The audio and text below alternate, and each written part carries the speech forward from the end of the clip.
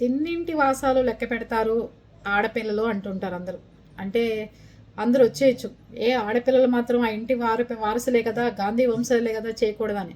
ప్రియాంక గాంధీని చాలా రోజుల తర్వాత తెచ్చారు. ఇలాంటి పరిస్థితులే వస్తాయి, నానమ్మ పోలికలే, నానమ్మ పోలికలతో పుట్టింది దేశ ప్రధాని ఈవిడే అవుతుంది, మంచి కళ ఉంది, అది ఇదని జనాలు అన్నమాట వాస్తవం.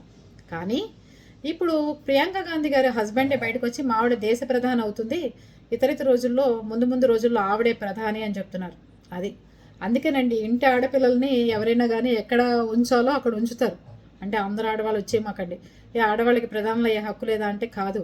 మగపిల్లాడు ఉండంగా వేరే ఇంటికి ఇచ్చేసిన ఆడపిల్ల ఎదగటం ఇంట్లో అమ్మ నాన్న కూడా చూడలేరు, అది పరిస్థితులు. అందుకని ఆడపిల్లల్ని కట్ చేసి మగపిల్లాడికే వారసత్వం కట్టబెట్టే రోజులు తప్ప ఆడపిల్లల్ని ఎదగనిచ్చే రోజులు ఎప్పటికీ రావని నాకు అనిపిస్తుంది. ముందుకెళ్ళనివ్వరేమో అనిపిస్తుంది. కానీ మన పట్టు, మన వంశం నిలబడాలి అంటే ఆడపిల్లైనా మగపిల్లాడైనా వారసులను ఎదగనివ్వండి, అప్పుడే మనం గొప్పగా ఉంటాం. అంతేగాని ఆడపిల్ల చేతికి వెళ్ళిపోతే అల్లుడు అనిపిస్తాడు, మనం అనిపిస్తాం వంశం వీడు మగపిల్లాడు, వీడు దేనికి కాకుండా కూర్చున్నాడు అని అనిపిస్తూ ఉంటుంది ఇంట్లో వాళ్ళకి. ఆలోచిద్దాం మరి ఎవరవుతారు.